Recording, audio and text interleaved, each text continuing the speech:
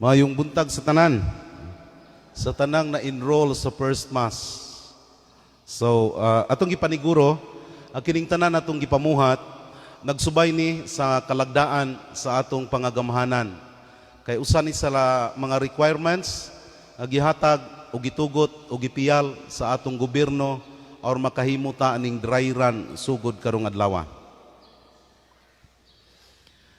Nakoy gigaman ining wali karong Domingguha. Naa dinhi karon hing simba, no? Wa ko mananghid niya kay nakasiguro ko nga dili ni offensive ang akong tribute alang ni ining tawhana.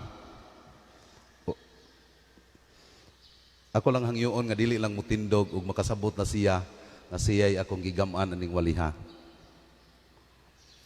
Mga 3 ka buwan na sukad mibuto ang isyu sa COVID-19. Ug usa sa mga resulta nga gidili na ang mass gatherings. Ug suma sa akong pagpakisayod, first time sa simbahan nga nahitabo dinhi sa Pilipinas ang online mass. Kay niadtong pagbuto sa ikaduhang giras kalibutan, wa pa may mga Facebook atong panahona. So ang mga tao ato, samtang nagkaguliyang silag panagan, kay ang ilang kontra atong panahona makita man, makadagan man sila, makasuksok man sila sa langob, posible pog ang mga pari ato, wa pod manggimisa, apil po tingalig dagan. Dili lang detalyado ning akong nasayran, pero di ako yung mga otoridad nga gipangutana, no? Karon pa ba ni nahitabo nga wa na magmisa, wa na mabuhat og mga sakramento ang simbahan? Mitubag siya nako nga nahitabo na ni atong Second World War, no? Posible na pay usan ninyo ani duha ba kaha nga nataw ni atong panahona in the 1940s.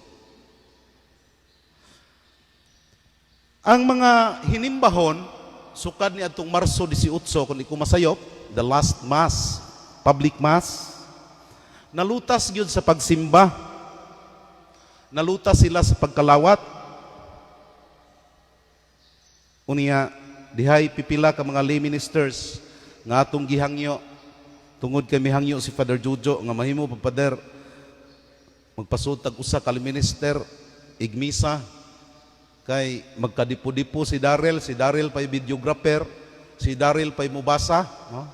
Mao na nga we decided na manghangyo mig mga siyam tingali to kali ministers, mga COVID ministers to sila nga gihangyo na mo nga pasilbihon hangtod nga mo hupas ning atong kahimtang. Kaluoy sa Dios, nakagraduate yun sila, no? Gahapon ang katapusan. Nalutas gyud ang daghan nga hindi pud nako malimod nga diha po'y kawatan og simba, no? Ang giingnag di manimba jud gihapon, no? Aring kilid ba, no? Mangawat jud. Sa una, nabali ni. Daghan ang mga butang sa kalibutan nabali. Sa una, di pasimbahan sa sod. Karon, di na pod pasimbahan sa gawas. Kining pagtugot sa gobyerno karon. No? Sige kabalig yun ng atong kahimtang. Ang kasagaran, nga giuhaw o gigutom sa santos nga misa, mga senior citizen, Biyernes, Huwebes, may ulo ko dire, human sa among meeting sa atong talahurong obispo, aron paghatod nining medyo maayo nga balita, nga tugutan ta karong adlaw og public mass with all the conditions. Nya akong gi-announce dito, nga dako gihapon ning problema sa mga seniors, kaya ang Domingo, dili tinggawas og seniors. So, mangisog ng pulis, gikan tang nanimba, mapuno ang presinto ron ning human, no? So, mao na implications. After the mass, miduol ko atong mga seniors gyud, no, pipila ka buk seniors tong nang lingkod. Diha ra po'y usa ka batan-on, da sa iyang lola. Akong ingon sila na ko, unsaon naman ni Father, no? Di na mi kasimba ni Father, no? Nagdili jud. Ni ayaw mo kaguol. Kaya ang atong talahurong obispo, midispinsa sa obligasyon, especially sa senior citizens o sa mga bata o batanon, nga pwede nagdi mo simba og Domingo sa pagkakaron. So ako silang gipasabot, no? Dispensation dili man kanunay buhian na sa obispo. Gibuhian niya karon aron lang gyud way madakpan tungod kay hingsimba, no? One of the seniors ingon siya nako nga, dispenser lagi Father. Pero kalawat may among anion, no? Ako kahibaw nakasabot mo niya. Ako, sige kung hinuktok sa kwarto, kuyawa po ning tawana, no? Gidispensa nagmisa. Mahimo nagdili ta manimba, no? Ug Domingo. Kay obligasyon na nato mga Katoliko, no? Di na unta ta maghago-hago jud. Pero hingingon jud nga mokalawat man mi Father. Hingkatawan na lang ko kay close man sad me, no? Wala na ko i-elaborate pa. And I hope si Nanay nakasabot sa iyang giistorya, no? Nga dili lang ang pag-anhi mo importante, ang pagkalawat. Kung nahinumdo mo, a certain day within COVID times, na-close ang EBS-CBN. Di ba? Ug hangtod karon, gilalisan pag ibalik ba ang air sa EBS-CBN. Sa social media o sa mainstream media atong panahona, daghan kaayong imong mabasa nga. Pag close sa EBS-CBN, daghan kaadyo ang nanghilak. Pero pag close sa mga simbahan, wa jud. Kabasa mo aron? No? Pagkawa sa ire sa ABS-CBN, daghan jud pong nanghilak, no? Ila ganing TV ilang gipamuspos. Perti jung kuula nila. Mao tong ang uban nakabantay. Labong ang simbahan ga close. Jawad sa kadungog na hilak. Ganog gi-close naman na. Wag yun. Correct yun itong ga-post na to. No? Kaya sa mainstream media, kita man tag mga tiguwang ng hilak. Kita man tag TV nga nangabungkag. Kay pertin lang guula. No? Mauna nga, sa dili hinimbahon, asam po'y tighilak. No? Nganom, di na ka maabri, simbahana ka, iasab ka na ho. Ano? Dili ba? But for those who understand the importance of the Eucharist, especially the body and blood of Christ in communion, muhilak man siya di, nakasabot siya kung nganong importante ang pagkalawat. Mo nang bisag ino na itong idispinsa man mo, mukalawat man ni Father. Oh. Maubito ng bisag unsaon o gama sa simbahan. Inigpangalawat bita nato sa online, no? Spiritual communion, Ginoo, hingkalawat gihapon kunimo bisag wadiha kanaho, no? Di gihapon, no? Lesser meaning siya. Ang simbahan na gini nagsugo adto, nga kana may ampua aron makakalawat tong nag-online mass. Pero who among you here nga nakabati gyud nga pariho ra to sa nakasimba dire. Kinsa man tay online ninyog misa, unya maminaw mo tong spiritual prayer. Dili ba? Wa, no? Karong Domingo ha, nagsaulog ta sa Corpus Christi, the body of Christ. Unsa may importansya sa Eucharistia ug sa pagkalawat? Mga binati ko maigsuon, no? Corpus Christi, ang lawas ni Kristo. Kung magpa-check up tag doktor, kasagarang ipangutanas doktor, kung nakabantay mo, kanang tigpa-check up. O nabasig na doktor po diri karon, no? Kumusta man ang imong appetite? Di ba?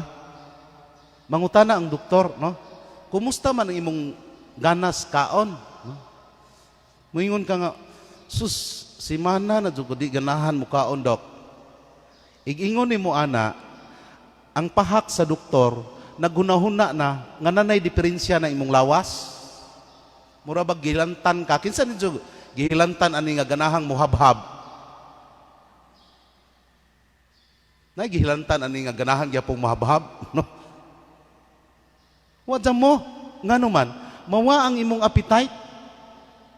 Kinsa ninyo gisakitag ngipon ani nga mupaak gihapog litson? Wadya mo, because if you lost your appetite, there must be something messy in your body. Dili ba? Mawit na ng ug agdahon kag, Pader, mga unta, Pader, adik ko. Naman tingali kay gibati, Pader. Nanguwag, man tingali ka, Pader.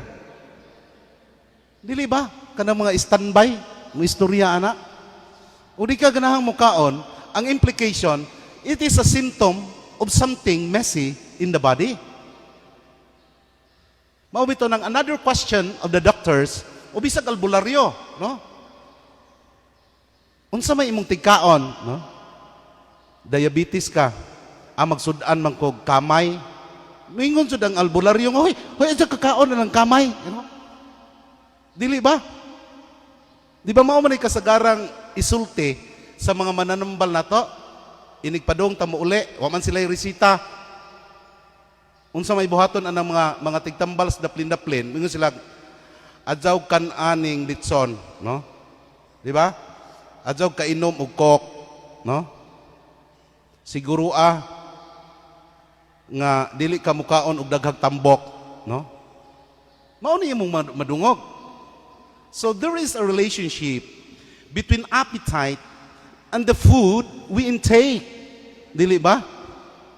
Na siya'y relasyon, no? Mao na nga kadtong hingingon nga nanghilak pag-close sa EBS-CBN. Unyo wa maguol nga nag-close ang mga simbahan, wa nay misa nga public. Wa dyan mo to'y appetite sa misa. Naay problema to sa iyang lawas ug kag. Kana bang tao nga dili mangita og misa og kalawat? Way siguro gi diabetes na, no? Way siguro gi cancer na, no? Way siguro hapit na mamatay ng kag, ana. Ngano man? Because you lost your appetite for God. Kanagong tao, Katoliko nga dili mangandoy nga kanang mga mukalawat, masakit to na. Kay pareho rin sa physical natong need sa pagkaon, no? Ug di jud taganahang mukaon, ay daghan tag problema, dili ba? Mga bana, suguon ta mo, awayan na inyong asawa, iniguli ron, kanang tinuod nga away, no? O ganahan ba na mukaon sa paniud to? Kinsay asawa ni ganahag mukaog paniud to, o awayon mo bana, laog po ng asawaha, no? Dili ma? It really affects the appetite, makabantay ta, nga hint siya, nga posibleng na ay diferensya ang imong lawas. That is why, insakto si nanay, nga bisan pag idispinsa, Father, mukalawat man eh. Mga igsuon, daghan ang mga Katoliko mismo, nagduda ang lawas ni Kristo. Amen. Lawas bagod ni. Kinsa ninyo ane? Isog nga mutugan nga inigkalawat ninyo, gaduda mo lawas ni Kristo na. Naapo tingali no? Posible oy. Nakaibaw mo how practical Jesus is when He said nga lawas ni Kristo ng atong gikalawat. Imagine kuno ninyo, og dili pa siya praktikal og mukalawat ta, og isa sung unod ihatag nato. Mukaon mo? Muinom ang pari anang dugo og tao? Og in the form of body and blood gyud iyang ihatag? Kinahanglan tag freezer dire. Kay unsaon na nagsubra, mapanos. Wa mo kakitaan ng practicality on the part of God who really said, "This is my body." He never said, "This is the symbol of my body," or "This represents my body." That is not the words we use during the Mass. The words we use during the Mass is Jesus said, and He said, "This is my body." Ug siya miingon, kini mao ang akong lawas. Wa siya moingon nga kini mura-mura sa ahong lawas. Urwa siya moingon nga kini mi represent sa akong lawas. In the Last Supper, Jesus said, "This is my body." And without doubt, it is His body. O Katoliko mo, don't ever think, every time you take communion, don't ever think, nga kanang inyong atong gidawat, symbol na sa lawas ni Kristo. It is not a symbol. It is not a sign. It is rather the body of Christ. At doon mo pag-doubt. Because when you started to doubt, being a Catholic, absolutely, wa na kamutuo sa doctrine of the Eucharist. Nga naman. Kaya ang doctrine of the Eucharist says, the body and the blood of Christ, pinaagi sa pan ug sa bino, mutransubstantiate siya. Mubalhin siya ba? Ang substance pa yung usbon, dili ang purma. Kay lagi, og purma yung usbon, maubito ng, sa history, no? Mag-research ang mo, og namoy mga Facebook, no? Sa history, dihay pari sa una, nga gaduda siya, sa umanggod pagka lawas ni Kristo aning pan, no? Nagahibaw mo,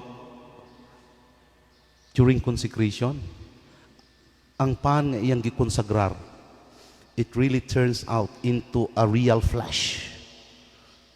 Ug ang bino nga iyang gikonsagrar, it really turns out into a real blood. Gitistingan yun to sa mga experts.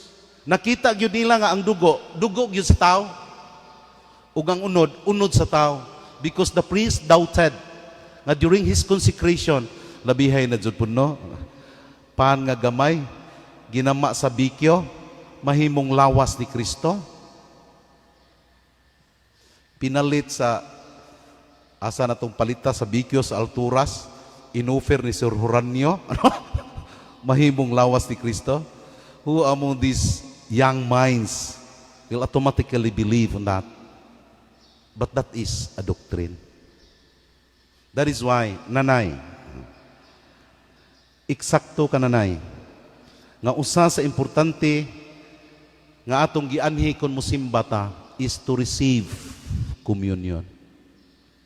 Ngano man kay ingon dire sa ebanghelyo nga ang dili mo kaon sa akong unod ug di mo inom sa akong dugo, di kadawat sa kinabuhing way katapusan. Mao bitaw si nanay trilod sa among istorya, ingon siya nako nga kay bawit ka pader nga senior citizens nami unya gamay na lay among nahimilin, wate na lang wa mo pirma namo, no? Insakto jud kaayo ang logic ining akong gigaman ining waliha, no? Wa jud mo sipyat. Kay ngano, klaro man gyud nga giingon ni Kristo nga og di jud ta mo kalawat, di jud ta mahiuban sa Ginoo. Kay ingon man siya nga ang mudawat nako, ako muipon niya. no? Dili ba mao man ay ebanghelyo karon, no? Mao na importance sa receiving communion. That is the importance of the Eucharist. Kay secular principle tells us your food makes you what you are. Ang imong gikaon mao'y muhulma sa imong lawas. No? Mao nang og laog kag tambok, mura jud kag naog tambok, no? Ug sige kag tuslob og ginamos, mura jud kag panit og ginamos, no? Sige kang kaon og junk foods, no? Maot jud kag panit. Ngano man, your food makes you what you are. No? Mao bitan ng mga artista, lagmi kay kutes. Ngano man, kay di man na sila manapos, di man na sila manambong og birthday, unsa magjama-jama og kaon, no? Kita kay mura man tagikagi nalunod sa barko og moadto tag birthday, no? Kahubngan mag-army ng atong plato, no?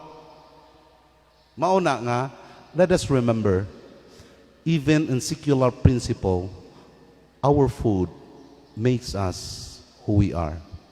Maura po na sa kalawat. Ni kalawat kay si Kristo, muipon nato, o kita maningkamot sa pag-ipon niya.